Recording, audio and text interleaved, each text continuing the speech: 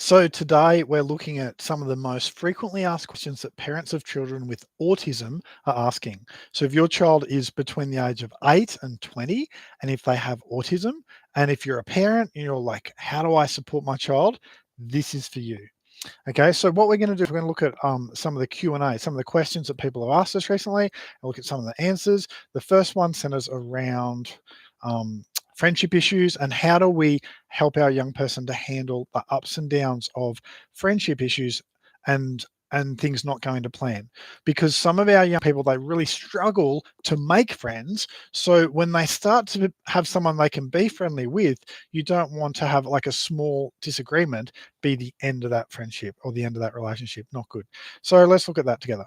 The first thing that that we want to do to help our young people with autism work through the challenges of friendships is that they need to have a realistic perception that friendships have ups and downs. Okay, you have seasons with friends where you feel really close, and then you have other seasons where, you sort of hang out, but you feel a bit disconnected.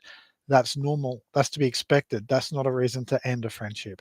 Also, with friendship, we need our young people to have the expectation that there will be times where they have a different opinion from their friend, and that's fine. That's life. That's the nature of friendship, is that you're two different people and you have different opinions, and other people are allowed to have different opinions to me.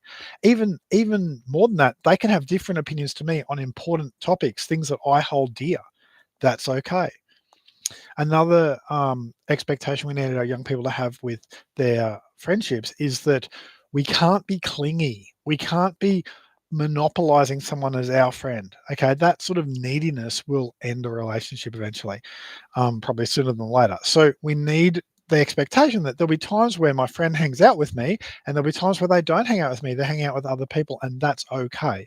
Or there'll be times where if I want to hang out with them, I can, but I need to be hanging out with them in their social group of other people, and that is okay.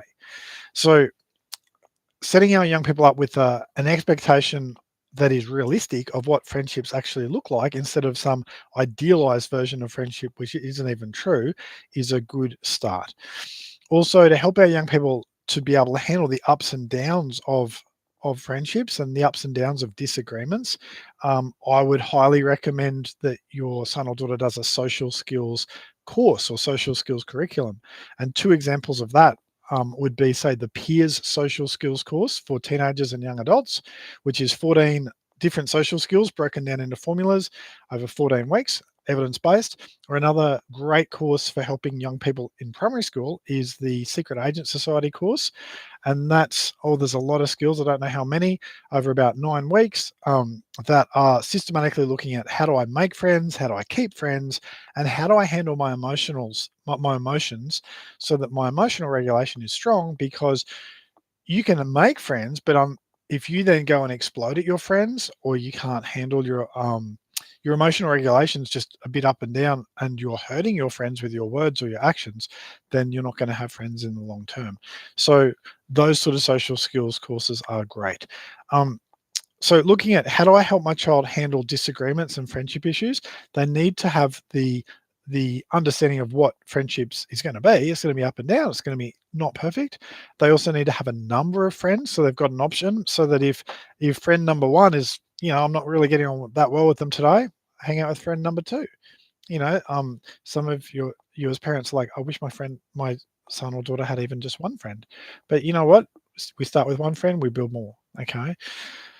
So that's really helpful. Also, if you look down in the description at the bottom of this, there is a completely free little mini ebook that we'll email out to you that shows the answer to a lot of those specific social skills that your child needs, how to teach them those social skills, what those social skills formulas are, things like that. And plus, it'll look at heaps of other questions that parents have asked that I didn't have time to put into this video. So yeah, if you need be, pause the video, zip down there, click on it, and tell us which email address to send it to, and we'll make it happen for you. Here's another question parents are asking. How do I help my child do social get-togethers? Things like, you'll hear a lot of parents say, look, it's my child's birthday in a month. I don't think we want to invite anyone, because last year when we invited 7 people, 0 people replied, and it was devastating for my child's confidence. Or you might have your child is invited to someone else's birthday, but they don't know how to conduct themselves when they get there. And they're very anxious about it. And you're, as a parent, very anxious about it too. Like, how's this going to go? Okay. So, long story short, for social get together, social events, want to keep them short. Okay. You do not want a 3-hour social event. Okay. You want short so there's less time to get overwhelmed, overloaded, and then to potentially melt down because it was just too hard. So a short event might be literally an hour. Come on around, come on around, have some afternoon tea, and we'll play the Xbox or the PlayStation. Or come on around and we'll watch a movie, or something like that. So you want to have a short thing. Also, you want to have an activity. So it's way better to go to the movies and sit beside your friend and watch a movie because that's an activity. There's no conversation required except for, this is a good movie, isn't it? Yeah, this is a great movie. Awesome. That's easy. It's way harder to have like a serious get together, face-to-face chat. Like that's, whoa, way too intense for most of the young people that we work with who have autism. So you want something short. You want to be doing an activity shoulder to shoulder, okay, not face to face, and food. Add in some food because I mean, let's be honest. Think of like every first date involves having a coffee or having a meal. Okay, like food's a good icebreaker. Okay, it gives you something to focus on that's not just the conversation, and in your house that might look like chicken nuggets. In your house that might look like, I don't know, some chocolates or whatever. Add in some food to the social get together. And then last thing, and this is advice that I don't think you'll get from anyone else. It's a bit random, but it seems to have a big impact. Okay. And it's probably the best thing I can tell you about social get-togethers is your child needs a get out of jail free card. If your young person is not coping and you can see they're not coping, or they can communicate to you they're not coping, maybe it's a little card that they give mum halfway through or give to dad. You need to be able to wrap that social event up early. Okay, so at that point, you might have a prearranged signal with your young person they're not coping, or you can just see they're not coping. You're going to wrap it up early, and when that happens, you just say to everyone, "Hey guys, I just got a message from work. I actually need to go into work earlier than I thought today. I'm so sorry. I'll drop Sarah home on my way to work, and but yeah, I'm so sorry I have to wrap up early. That's on me." Because what you're doing then is, sure, the social event only went, half an hour instead of an hour or something, but it was still a positive experience and your child didn't melt down.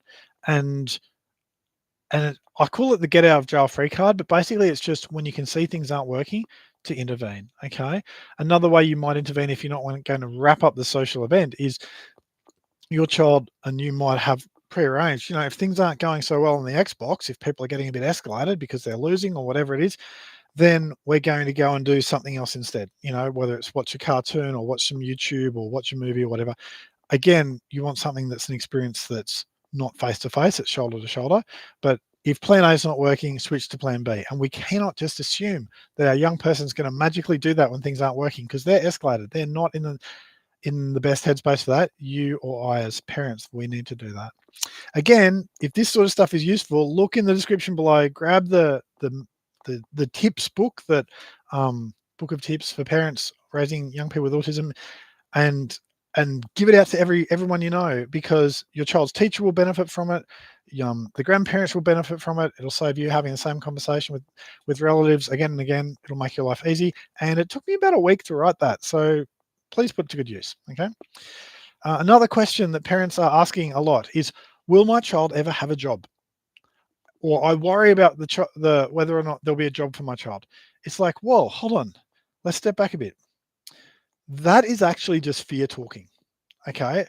As parents, we get very fearful for our kids. Oh, what about in the future? Will they have a job? How will they go with the partner? It's like, let's deal with today's issues today, and let's deal with tomorrow's issues down the track tomorrow. Okay. So the first thing when we're starting to ask the question of, will my child ever have a job? Yes, they will. Absolutely, they will. They may not ever be the Prime Minister of Australia, and neither may I. But there'll be some job that they are well suited to.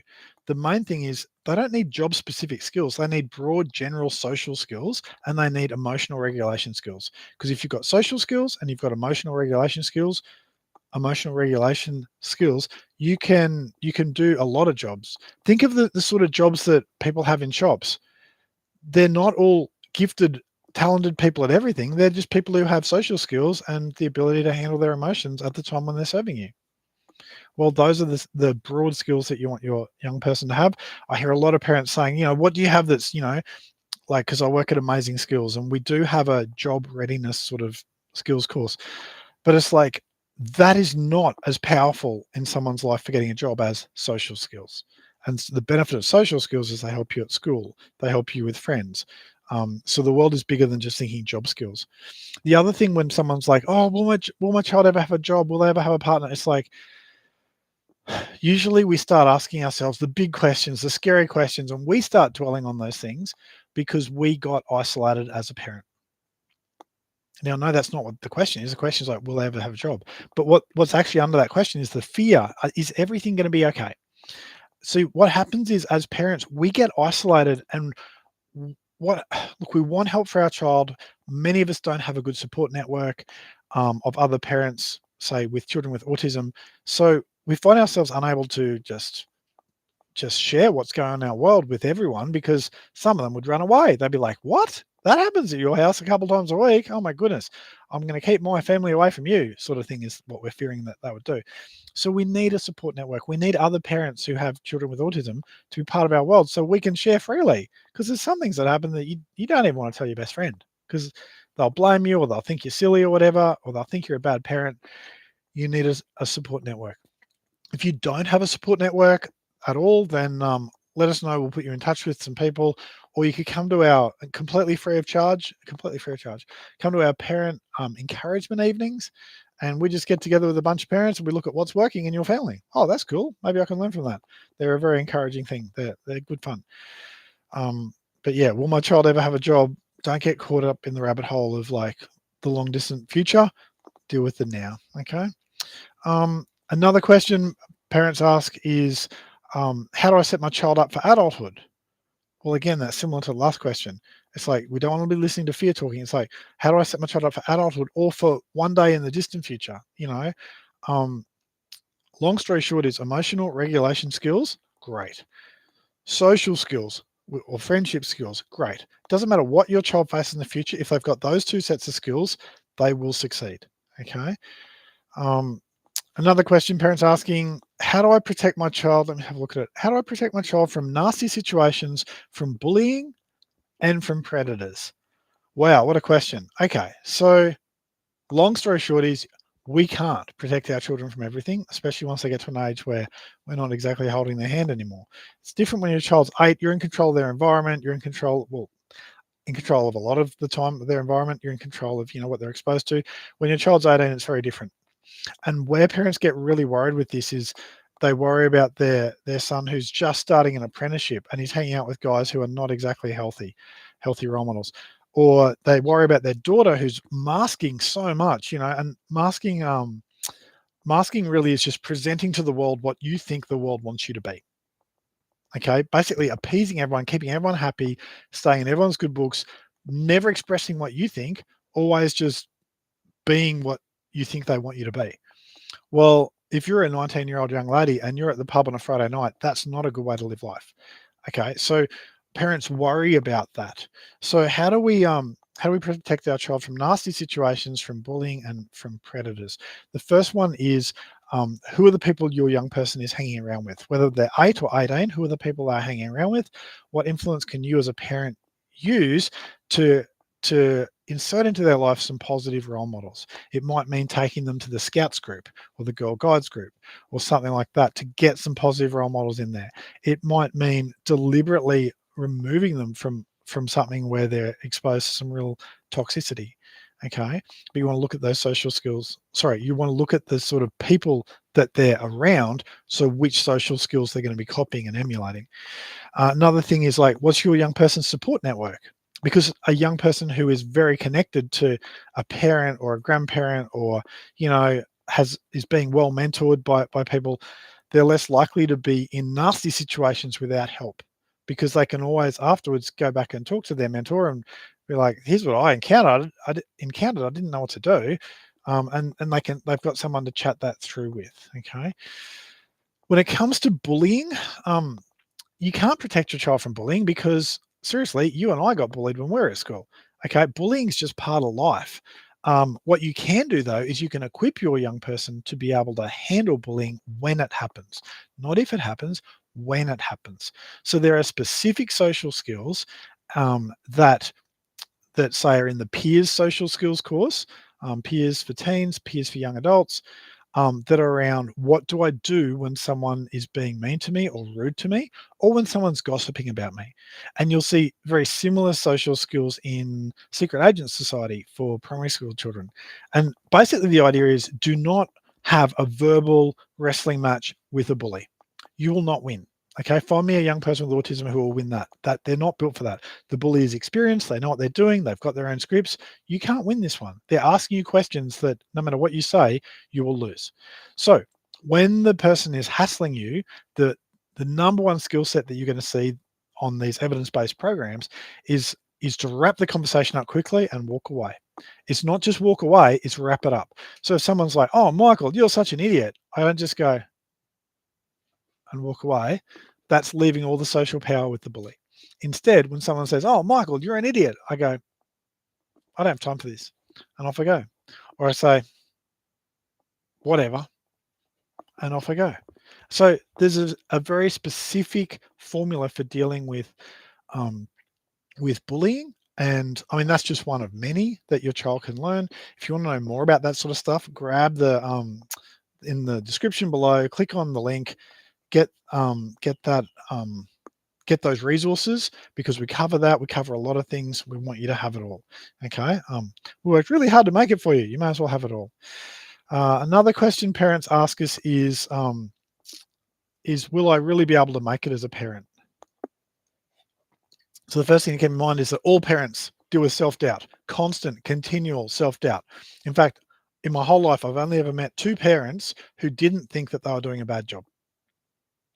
And both of them was crazy as could be. Okay. And as a parent, I often feel like I'm doing a bad job. And I know that most of us do. So the first thing is to cut ourselves some slack. We're doing the best we can with the resources we've got, with the time, energy, and money that we've got. We're doing the best we can. Okay. And we are all limited resources. But the second thing is, if you're at the point where you feel like you've hit the wall, and where, you used to go and cry in the shower because it was nice and loud and your kids couldn't hear you crying, once a week, whereas now you feel like it's daily. Or it's like if you had any more showers, people would think there was something wrong with you. It's like, well, it's like no matter how hard the season you're in, it is a season. You'll find that every season that's hard, you go into that season, you go, "Oh my goodness, can I make it? Can I make it?" You'll come out of that season, and then there'll be new seasons you go into after that. And think back 2 years, 5 years, what seasons were you going through in life that were so hard? They were temporary, they're over. You're in a new season now. So whatever you're facing as a parent, this is a season. And the real thing is, when you're in a hard season, don't do it alone. Don't let yourself get isolated. Don't let yourself become like the Lone Ranger parent, because you will not win that game. Okay. You need a support network. You need people around you who have your back, people who you can be real with. Okay. You want to be very selective about who those people are. And again, if you don't have a group like that, get in, or an individual like that, get in touch with us. We'll try and put you in contact with someone. We're in contact with so many organizations that it is silly. So yeah, we'd love to be helpful. Another question someone has here is, I'm on every waiting list. Where can I get some help for my child while I'm on waiting lists? So this comes back down to the idea that my child has issues, therefore I'm going to outsource them to a professional to solve those issues, which is completely counterproductive. So the idea that there's a rescuer or a savior, or someone's going to come riding over the hill on a white horse and rescue your child from not knowing how to do life, it's idealistic at best, and at worst it's just not the real world. Because once you get past the waiting list onto, say, psychology or occupational therapy or speech therapy, I mean, those professionals are worth their weight in gold. They're going to do great things. I know some psychologists who are just outstanding at pinpointing where's the missing skills for this child, and here's some ways of developing those skills.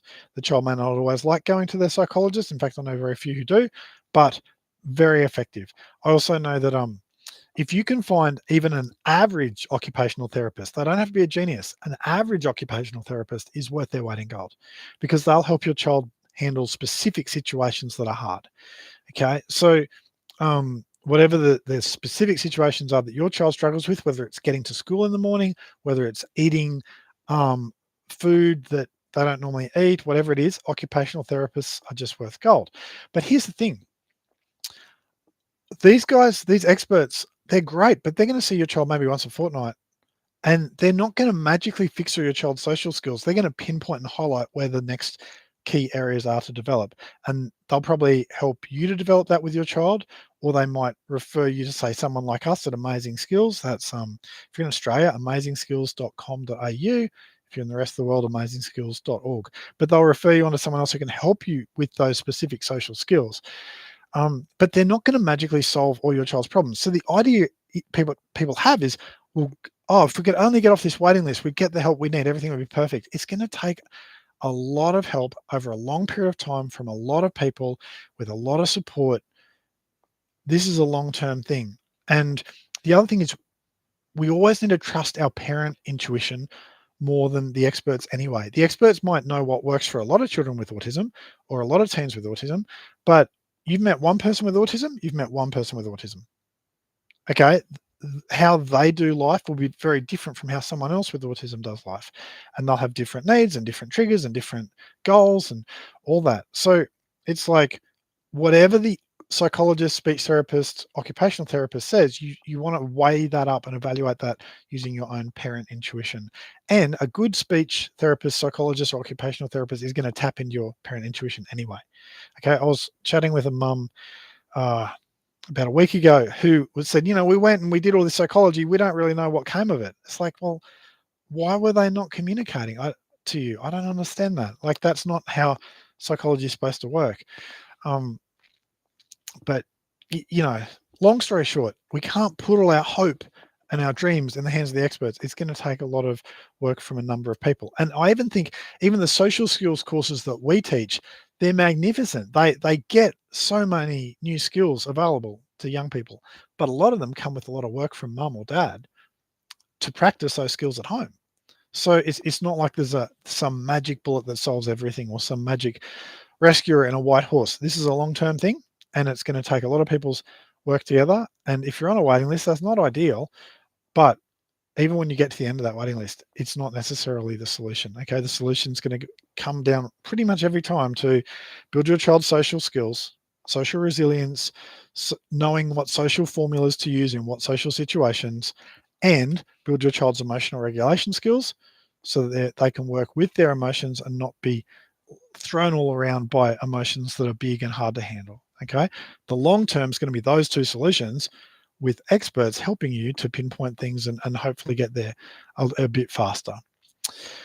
One more question is that this is a bit of a broad question. How do I help my child live their best life? It's like, you know what? You already are helping your child live their best life. You're doing everything you can. If you're watching this video, or if you're downloading the link in the description of even more parent questions, the, the, the, the link in the description also covers a lot of parent questions around meltdowns, handling emotions. I don't remember all the details. I just know that it's jam-packed full of like the best answers we have to the best questions people have asked. But if you're the sort of person watching this video or reading that, then you're already the sort of parent who's doing your best to help your child live their best life. Okay, like, life is hard for everyone. If you have autism, life is hard in different ways. But the main things that you want for your young person is to be well supported, is to make sure that whoever's working with your young person, whether it's at school or at work, that they understand autism and you can resource them. Okay, most teachers think they understand autism, but they have no idea. And I know that because I was a teacher for the first 15 years of my, I don't know, 2 and a bit decades career. I really thought I understood autism. I didn't understand anything. I now look back and I'm like, oh, I wish I'd understood this and this and this. It would have made life so much easier for the young people I work with. If only a parent of one of these children with autism would have found a way to help me learn about autism without me feeling, lost. And one simple way would have been they could have emailed me the sort of PDF, little mini ebook that you get from that link in the description below. But the question of how do I help my young person live out their best life? The underlying question behind that is everything going to work out okay? I think it's going to be okay. Okay, we're all looking for reassurance. Okay, things will be better than they are now. Yes. Will things be easier? Maybe, maybe not. They'll be easier in some ways, but the older your young person gets, the bigger the challenges in life tend to get for them. So you always want them ready for the next challenge. But will things work out okay? I can tell you pretty much. I've worked for hundreds and hundreds of parents of young people with autism. Most of the time, the parents assume their child will get to here. Their child's skills and abilities and handling life is here. The parents like, if they can only get to here, I'll be so happy. Pretty much, almost every young person I've ever worked with, at least who had proactive parents, um, they started here. Their parents were hoping they'd get there. They got here in a very short period of time. And then you get more help and more additional things, and bam, they're up there. Your child will blow you away with how far they can progress if they're just given the right support. And you being part of this, you watching this, is really helpful for that. All right. Well, I know people have heaps more questions. I've only covered literally half of what I set out to cover today, but that's fine because the other questions and stuff are in that resource that's in the description below. I recommend you pause the video, go and get it, and if there's anything else I can do to be helpful, get in touch with us. amazingskills.com.au if you're in Australia, or if you're in the UK or somewhere else in the world, amazingskills.org. Lovely hanging out, lovely chatting. Keep being a brave, resilient, information gathering parent. Okay, you're going to find that your child will make you so proud.